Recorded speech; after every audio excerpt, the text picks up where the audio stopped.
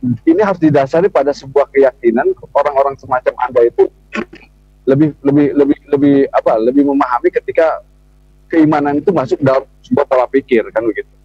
Ya kan? Itu dalam ranah yang logis gitu ya. Ya, sebenarnya saya akan mudah-mudahan kita sama-sama belajar dan saya juga bisa memahami itu. Jadi bahwa bagaimana sebenarnya agama Islam itu Tuhan sendiri bisa dijelaskan secara logika. Gitu. Itu yang pertama ya.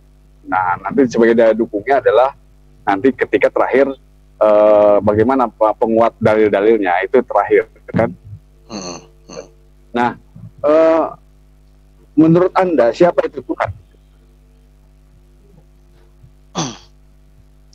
Orang akademis, karena orang akademis saya akan bertanya seperti filsafat ya, karena ada biar lebih bergreget gitu, Oke, siap.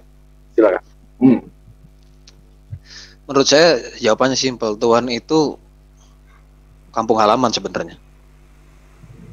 Maksudnya kampung halaman gimana? Karena sejatinya manusia atau makhluk itu tempatnya bukan di sini. Ada sumber kekuatan di mana yang terbatas itu pasti ada yang tidak terbatas. Itu pemahaman saya.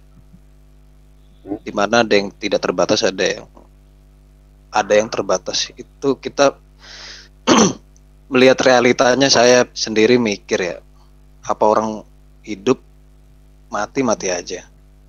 Kalau saya tanya temen, ya mati aja, jadi bangke. Masalahnya memang kalau kita kembali ke sains ya, sains itu memang dalam diri kita itu ada yang namanya roh, ya kan? Nah, roh ini yang nggak bisa dijelaskan sama sains. Sains itu bentuknya seperti apa? Iya. Karena saya awalnya dulu saya ini mengagungkan segala yang namanya logika materialistis gitu. Segala sesuatu harus bisa dibuktikan secara real, secara empiris, harus bisa dipegang secara nyata, harus bisa dibuktikan. Itu saya dulu begitu. Tapi saya mikir-mikir begini. Kalau misalnya kita punya anak dua,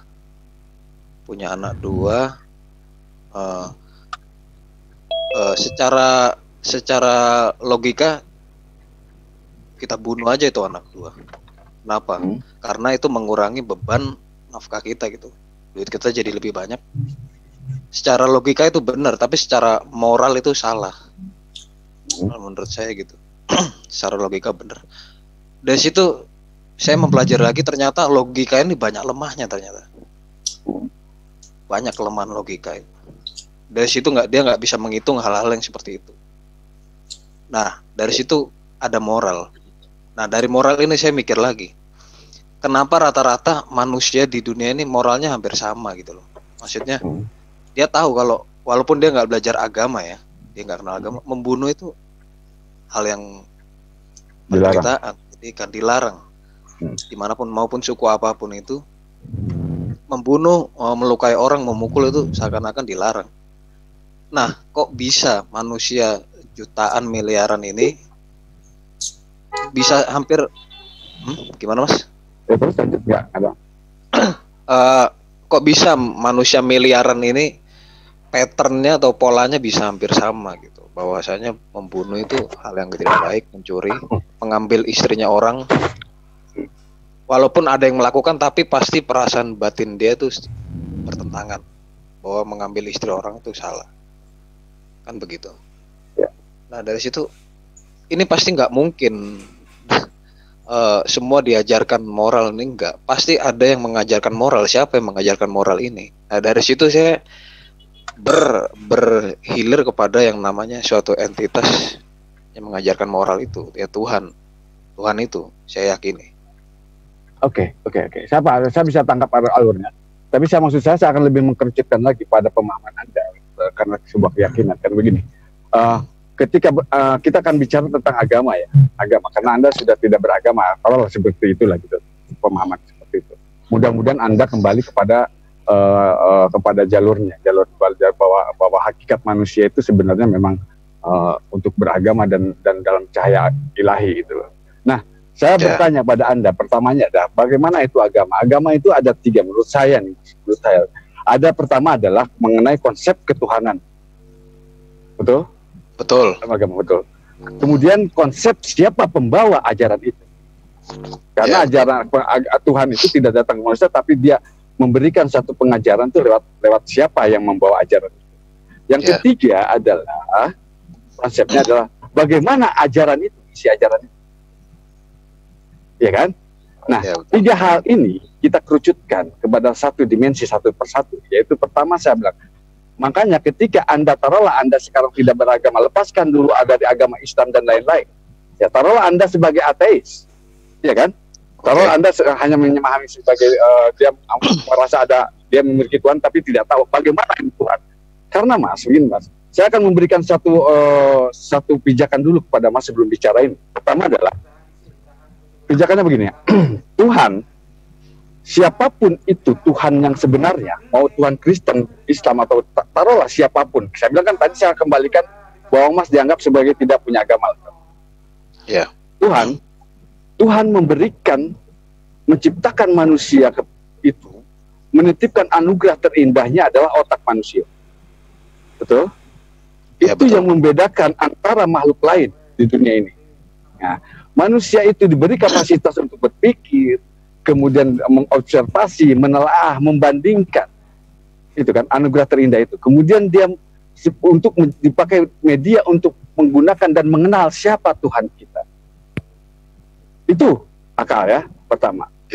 Kemudian kedua adalah dimensi akal itu ketika ada sebuah entitas agama itu yang lain memberikan pengajaran kepada manusia, kemudian bertentangan dengan akal pikiran, pasti itu ada yang salah. Betul kan? Betul. Artinya, ketika Tuhan menciptakan manusia kita itu berarti harus ada sebuah pengajaran dan pedoman yang tepat untuk manusia itu. Kalau tidak sesuai dengan akal pikiran manusia itu, berarti itu ajaran yang salah. Itu logikanya. Ngapain Tuhan menciptakan manusia? Ngapain Tuhan menciptakan otak kalau misalkan diberi pengajaran yang tidak tepat untuk manusia? Betul kan? Ya, betul. Betul. Saya tanya sekarang, kita kenali Tuhan dulu. Nah, menurut Mas, yang layak disebut Tuhan itu harus memiliki sifat seperti apa? Ini saya tambahin dikit, boleh? Oke, boleh. Tadi saya dengar sedikit, katanya kan moral yang di mindset setiap orang itu sama. Tapi kalau misalnya kita bandingkan dengan suku Maya, tahu kan suku Maya yang ada di pedalaman ini Amerika Selatan, itu mereka itu mengorbankan manusia setiap tahun atau ketika dalam krisis panen. Nah itu kan tidak bisa diterima dengan logika kita itu. Kemudian nah kalau kita melihat di Mesir juga tata caranya sama gitu. Ada pengorbanan manusia juga.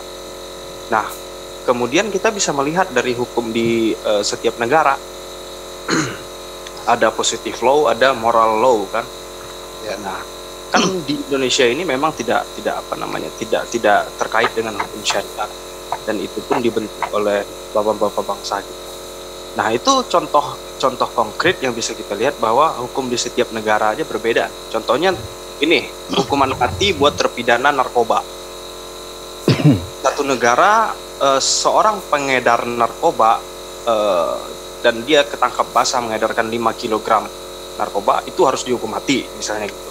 Di tempat lain tidak, karena itu dianggap sebagai pelanggaran atas human right.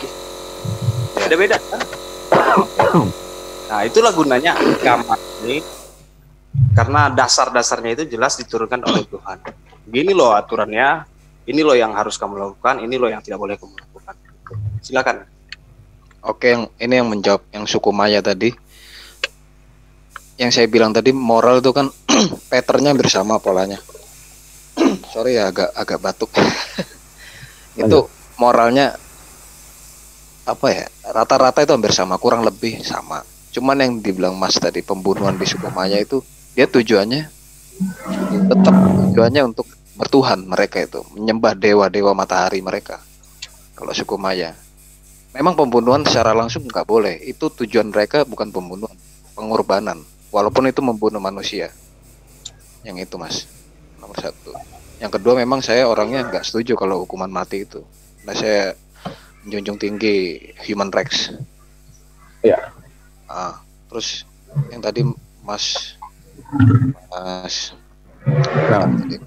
Sihat ya, Mas Sihat ya. Tuhan itu harus sifatnya ya. Iya. Tuhan itu harus, menurut saya ya, Tuhan itu harus dia solo, single, sendiri, esa, harus ya? dia harus esa, dia harus bos, tunggal. Sifatnya harus bos, tunggal. Okay. Terus yang kedua, dia terserah, dia mau ngapain aja dia bisa. Iya. Itu. Terus dia ngerti apapun, Iya. Depan ke belakang dia ngerti. Intinya yang dianggap manusia ngerti itu dia di atasnya lagi, lebih, bahkan nggak bisa diukur lagi. Dia intinya tidak terbatas. Iya. Nah, di situ. Oke. Sedangkan kalau dia kalau yang masih bertempat itu saya anggap bukan Tuhan. Iya. Itu aja. Oke, jadi kalau saya bisa simpulkan dari Mas, berarti jawaban dari Mas adalah bahwa Anda akan bertuhan kepada yang satu, berarti absolut. Absolute one. Iya kan? Iya. Absolut. Tidak mungkin Anda mau bertuhan kepada yang relatif. Relatif itu ada terbatas ruang dan waktu, ya kan? Iya, saya nggak suka Tuhan itu. Betul. Iya, artinya pasti Anda akan bertuhan kepada yang sosok seperti itu. Sebelum kita mencari siapa Tuhannya kita sebenarnya, kan gitu. Iya. Iya kan? Nah, pertama satu absolut. Absolut itu adalah menguasai space and time. Tidak terbatas oleh ruang dan waktu. Betul kan? Betul. Anda sepakat? Oke, kita taruh dulu itu absolut. Kedua adalah manusia itu harus distinct. Distinct itu berbeda dari ciptaan yang lain, dari ciptaannya. Kalau sama buat apa? Nggak mungkin Tuhan itu memiliki, yang kuasa itu memiliki sifat kesamaan dengan makhluknya. Tidak mungkin. Itu bukan Tuhan, berarti kan gitu. Iya. Betul kan? Sepakat. Berarti sepakat. Anda menyepakati dua pokok, yaitu pertama absolute, distinct. Terakhir adalah unik. Unik ya, harus unik. Tuhan itu harus unik, yang tidak ada pembanding, tidak ada bandingannya. Nggak mungkin. Kalau misalkan manusia itu kan ada yang tua, ada muda, ada perempuan, laki-laki, ada cantik, ada jelek, itu pembanding. Tapi kalau Tuhan itu pasti tidak seperti itu. Betul dong? Iya, betul. Oke, kalau betul. Berarti ada tiga pokok, yaitu pertama absolute, distinct, dan unik. Ketika absolute, distinct yang unik itu, mari kita benturkan kepada 5 agama yang ada di dunia. Ada nggak seperti itu? Maaf Bang Jihad, tolong dibenerin suaranya Bang Jihad. Halo, sekarang gimana? Belum. Bagus? Coba sebentar. Udah. Mantap. Oke. Nah, bandingkan 3 dimensi itu. Yang dikatakan sifat Tuhan itu, yang artinya gua itu mau bertuhan pada yang 3 hal itu. Bandingkan kepada seluruh agama, di antara Buddha, Hindu, Kristen dan sebagainya. Kalau Buddha saya pikir itu Tuhannya Wisnu, kalau Hindu apalagi ya, Trimurti segala macam, itu Brahmana itu yang mempresentasikan sebagai penciptaan manusia. Jadi kalau Buddha, kalau yang Brahmana itu karena baik, dewa Siwa itu baik, kemudian dewa ini karena galak dia mukanya jadi banyak gitu. Itu kan jadi sesungguhnya menjadi nothing gitu. Ya kan? Nah, bagaimana Kristen? Kristen bagaimanapun Trinitas, Pak. Tidak masuk kepada itu. Iya kan? Halo? Ya, masuk, Pak. Nah, saya sekarang bagaimana terhadap Islam? Nah, makanya kenapa saya menggiring Anda ke sana? Bahwa apa yang Anda imani sekarang Islam itu lengkap, Pak, paripurna. Jadi Anda akan keliru ketika Anda melepaskan keagamaan Anda, bahwa Anda melepaskan suatu permata yang di depan mata Anda. Tapi sebenarnya Anda sedang tidak bisa menggali saja. Makanya saya mencoba untuk menggali pemahaman itu. Ya kan? Ya. Setuju, saya tidak bermaksud menggurui Anda gitu, tapi mudah-mudahan bisa berbagi dengan semua. Bahwa bagaimanapun namanya intelektual dan intelijensi manusia mampu mendemonstrasikan apa itu Tuhan. Dan bagaimana itu Tuhan terjelaskan secara logik. Betul? Iya, betul, setuju. Nah, oke, setuju, sepakat. Kalau sepakat kita lanjut ke berikut. Lalu bagaimana ketika dalam dimensi Islam? Saya sudah katakan Hindu, Buddha, Kristen semua tidak gagal dalam menelaah mensejajarkan tiga hal itu menjadi Tuhannya. Karena Tuhan di Kristen itu ada Tuhan Bapa, Tuhan Roh Kudus, itu tidak absolut dan tidak distinct. Nah, sekarang bagaimana ketika misalkan pertanyaannya bagaimana Islam? Ya kan? Ya. Islam. Nah, Islam bagaimana menjelaskan konsep ketuhanan, Pak? Nah, Islam itu konsep ketuhanannya lengkap dalam surat Al-Ikhlas itu. Anda katakan surat Al-Ikhlas itu, kenapa dalam surat Al-Ikhlas itu tidak ada satu kata pun ikhlas? Nanti akan saya jelaskan. 4 ayat itu, Qul huwallahu ahad. Katakan, dialah Allah yang Maha Esa. Apa itu yang tadi Maha Esa itu? Maha Esa itu berarti masuk kepada absolut. Betul kan? Penjelasan yang tadi, kriteria tadi pertama. Kedua adalah Allahus Samad. Allah tempat minta segala sesuatu, dia tempat bergantung kita, segala makhluk, segala yang ada di dunia dan di langit, ya kan? Kemudian lam yalid wa lam yulad, tidak beranak dan tidak diperanakan, berarti dia itu apa? Unik, ya, distinct, tidak ada perbandingan, ya kan? Nah, kemudian walam yakul lahu kufuwan ahad, dan dia ada sesuatu pun yang setara dengannya. Artinya, Pak, konsep pemahaman pemikiran kita yang tadi absolut, distinct dan unik itu terjawab secara paripurna oleh surat Al-Ikhlas ini. Itu namanya apa? Surat apa? Surat Al-Ikhlas, 4 ayat aja, Pak. Saya cek di Google ya. Bentar ya. Silakan. Surat Al-Ikhlas itu 4 ayat itu. Nah, saya katakan sekarang saya bertanya kepada Anda, kenapa dalam surat Al-Ikhlas tidak ada satu kata pun ikhlas? Ini perenungan luar biasa ya. Nah, sebelum masuk ke sana, kalau saya kan gitu, tadi saya sudah bilang konsep beragama itu ada 3. Pertama adalah kita mengenal Tuhannya. Oh, itu Tuhan berarti Allah Subhanahu wa Ta'ala. Kedua adalah siapa pembawa ajaran. Ya kan? Ini kalau pembawa ajarannya Nabi Muhammad, mungkin kita lain waktu lah. Nanti kita bahas, Mas, karena terlalu dalam, terlalu luas, nanti nggak cukup waktunya buat saya khawatir Mas juga jadi jenuh. Nah, tapi yang jelas bagaimana ketiganya aja. Yang 3 itu adalah bagaimana ajarannya, ya dong, ajarannya itu kan ajarannya Quran itu bagaimana mampu menjawab sebuah tantangan zaman, tantangan alam, tantangan kehidupan, konsep hidup. Gitu. Harus selalu, kalau menurut saya ajaran agama itu, karena itu memang kalau itu benar-benar dari Tuhan, ajaran agama itu harus selalu relevan sama zaman. Nah, itu bagus pertanyaannya, itu yang maksud saya. Artinya, Mas, gini, saya akan gini. Jadi jangan terpaku pada ruang dan waktu. Kita akan buktikan, kan Anda harus meragukan apakah benar Quran itu dari Allah yang sesungguhnya, kan begitu dong? Ya. Yang seperti tadi itu oke lah, kita sudah sepakat dengan Allah itu.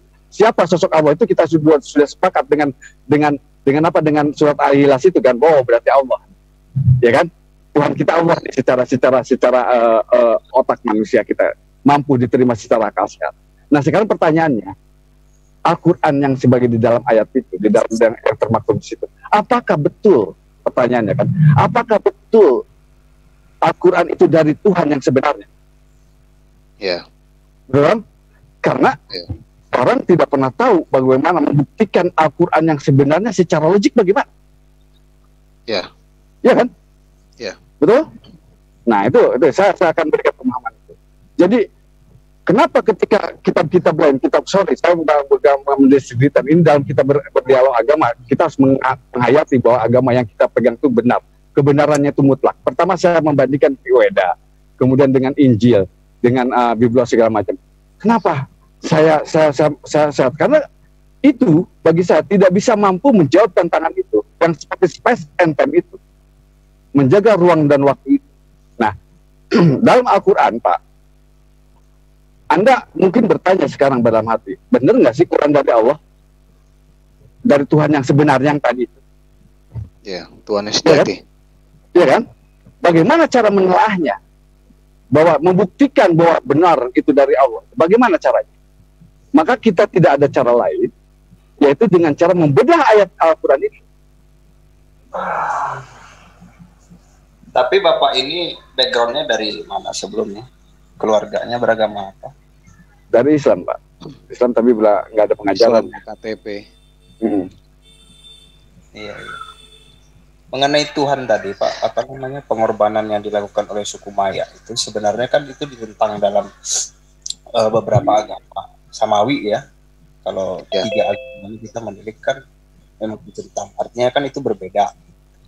Kemudian mengenai hukuman mati juga tadi kan yang kita bicarakan sebelumnya, Bapak sendiri kan tidak setuju gitu. Tidak setuju. Sementara di negara maju itu lebih menekankan hukuman mati terhadap terpidana yang melakukan kasus berat. Seperti pemerkosa gitu. Dia udah berulang kali memerkosa orang dan dia hidup lepas seperti itu. Itu tentu harus ada hukumannya dan itu berbeda di tiap negara memang. Itu, Pak. Yang Bapak ini kan sanksikan dari Islam apa? Saya kan, saya beberapa kali ngelihat ngecek literatur kayak agama yang namanya Zoroaster.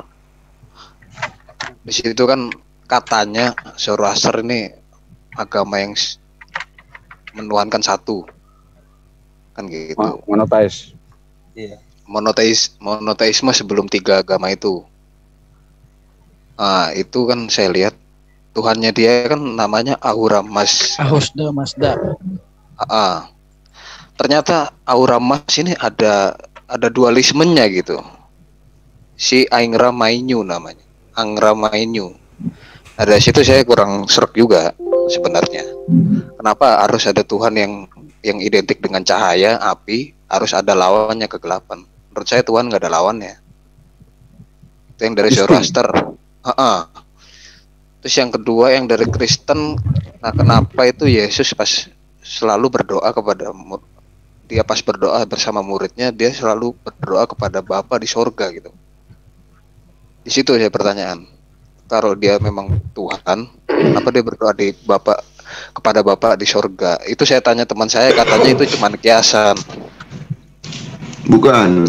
Menurut saya aneh itu aja. Caranya seorang manusia berbicara kepada Tuhannya hanya lewat doa.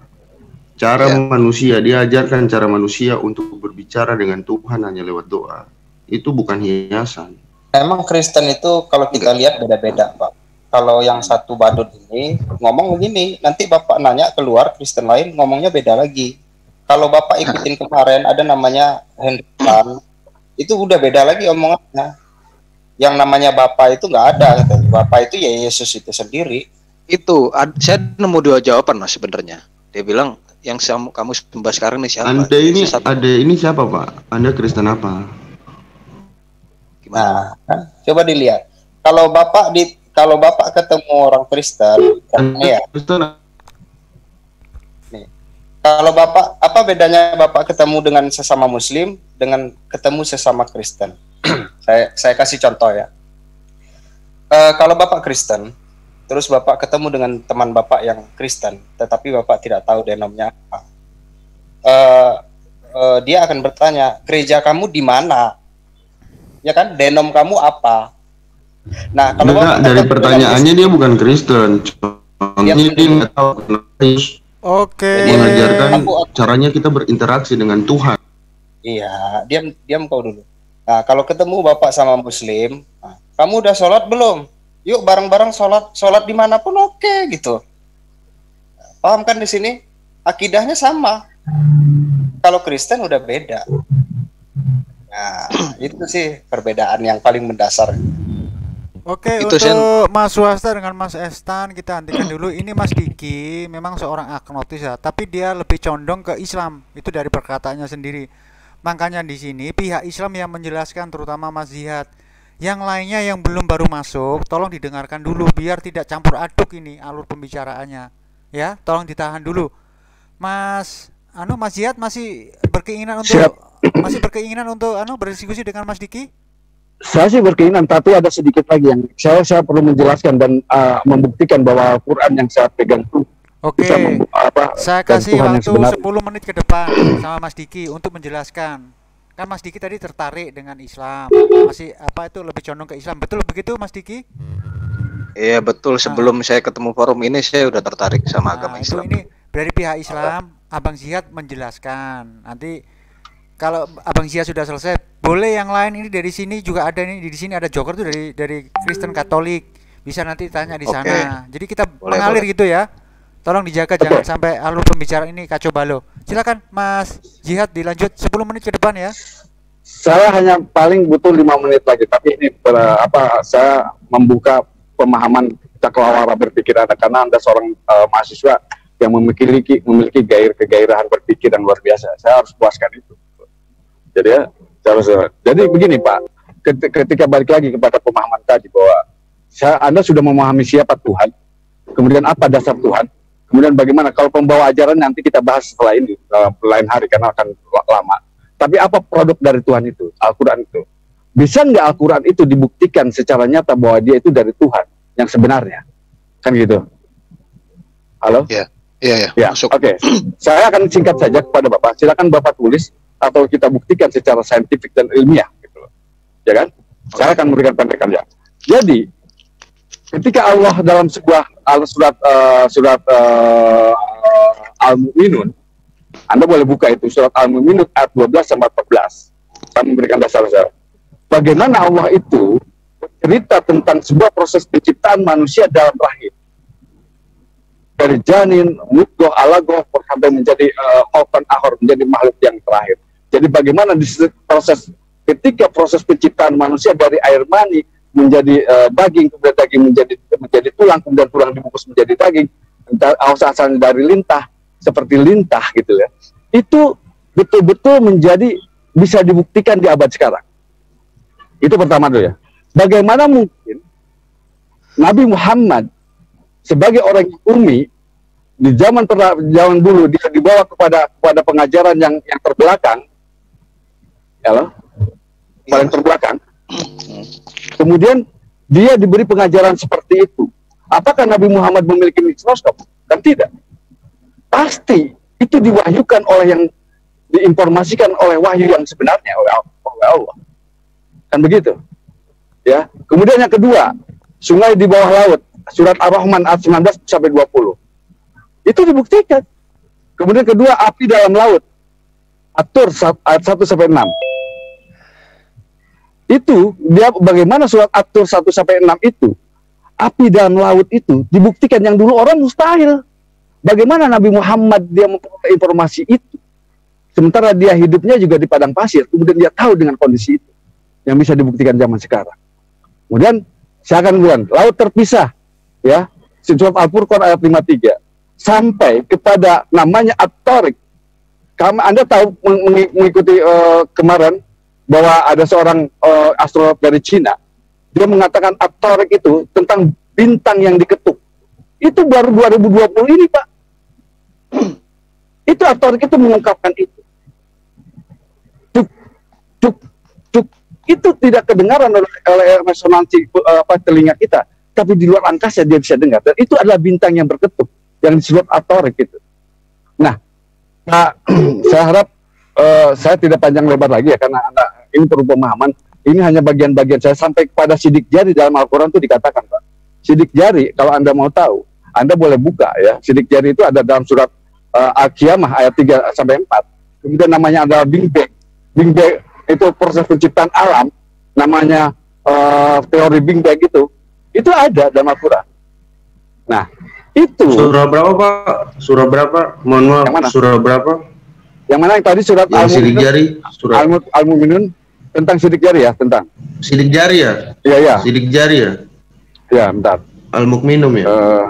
Bukan. Al-Mu'minun itu seorang penciptaan manusia. Al-Qiyamah 3 sampai 4 sidik jari. Sorry nih, kalau saya terganggu saya ambil nyetir soalnya. 3 sampai Jadi 4. Pak Diki ya, jadi saya harap Anda sebagai orang akademisi yang punya pencerahan, punya gairah berpikir yang bagus, punya energi pemahaman dan pemikiran, mari kita buktikan bahwa Nah, ketika kita memahami bahwa oh iya berarti Quran itu memang sempurna, bahwa dari ciptaan Tuhan, dari ciptaan yang sebenarnya, kita sudah mengenal Allah, kita sudah mengenal bahwa apa yang dibawa dalam Al-Quran itu suatu kebenaran yang tidak bisa disangkal, ya kan? Ya kan? Ya. Kemudian kita kembalikan kepada surat Al-Ikhlas. Al-Ikhlas dalam surat Al-Ikhlas yang 4 ayat itu, kenapa tidak ada satupun kata ikhlas? Anda tahu kenapa? Karena kata ikhlas itu adalah kita ikhlas untuk diatur hidup kita oleh Tuhan yang sebenarnya. Gitu. Kalau saya pertanyakan kepada Anda, kenapa muka Anda seperti itu, Pak Diki?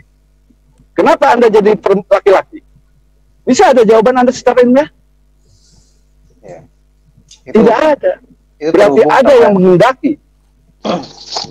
Terhubung sama yang kesaksian tadi. Ya.